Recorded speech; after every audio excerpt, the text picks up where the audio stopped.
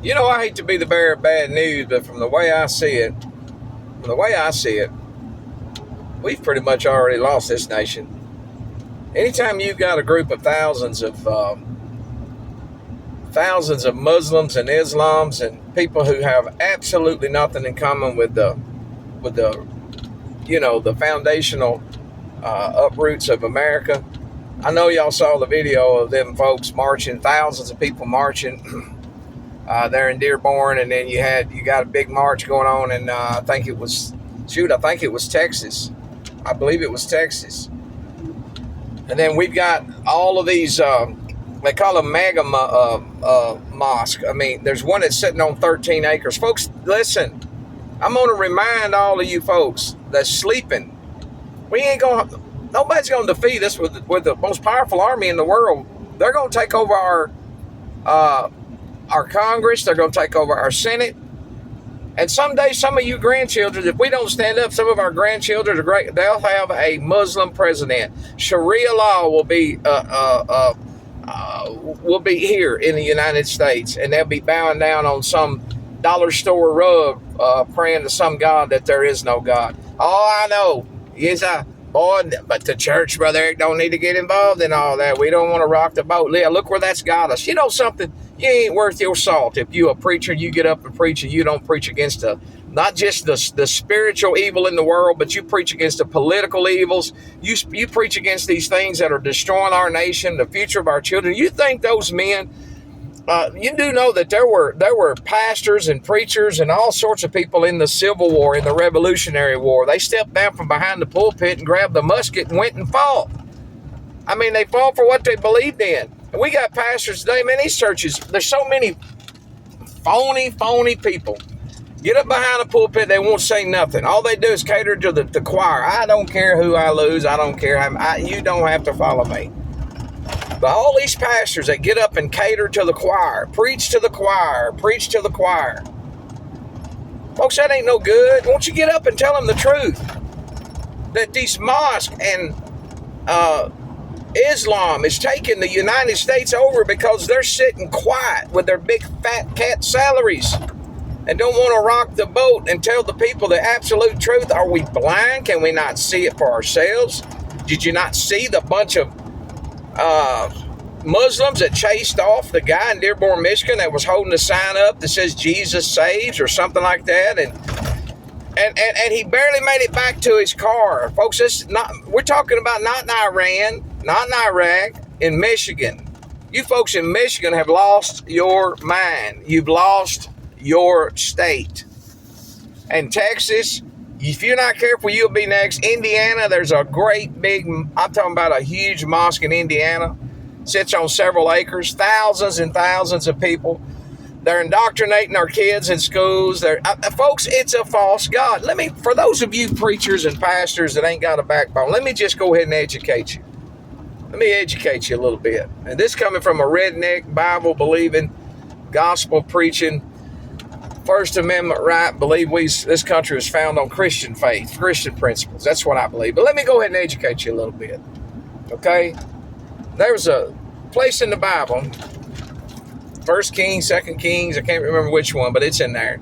Elijah's coming up against Baal's, you might say Baal's cabinet, if you will. All these soothsayers and sorcerers. And you say, well, what is Elijah doing all by himself against all of these sorceries and sorcerers? And this was the upper crust of the day, okay? I'll tell you what Elijah's doing. Elijah's taking a stand, not just a spiritual stand. Elijah's taking a political stand. You say, well, what do you mean, brother? Well, Elijah's standing against their God, their so-called false prophet, Baal.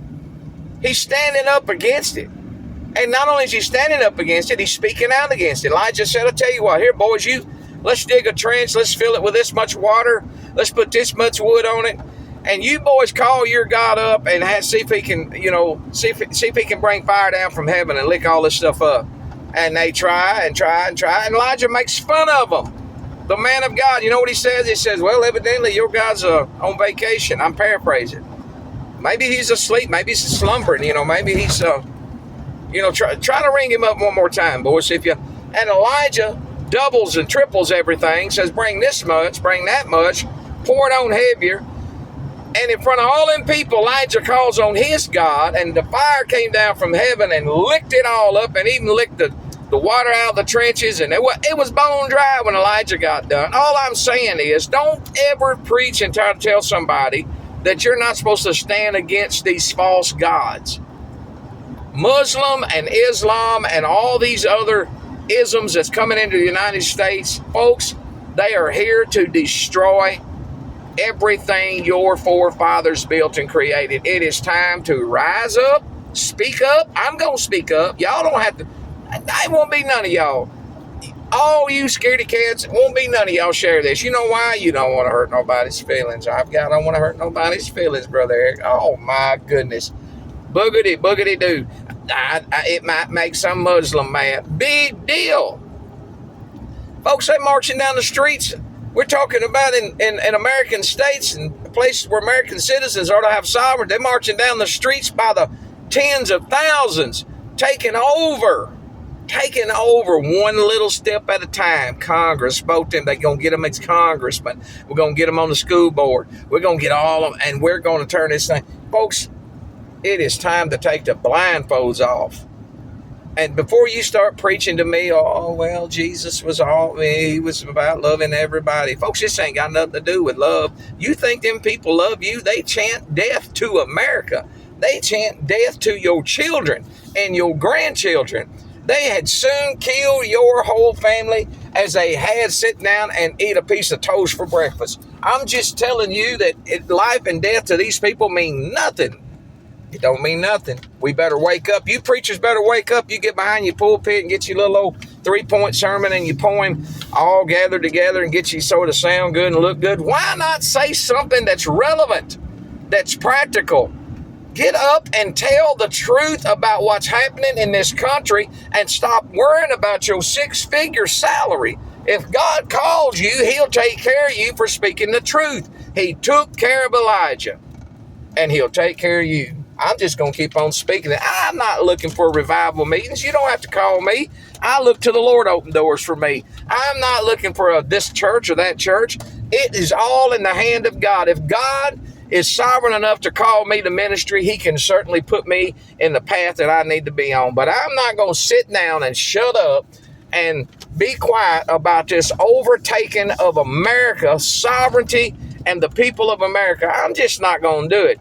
You guys go ahead and draw your check and do what you want to, but someday you got to stand before God and give an account for not standing against this evil in our nation. This old Brother Eric, you can like it, share it, delete it, unfollow it, throw it in the garbage can. I don't care. And if you let me, even if you a Muslim, especially if you are a Christian of faith and you've turned yourself away from them false gods, folks, if you let me, I'll love anybody.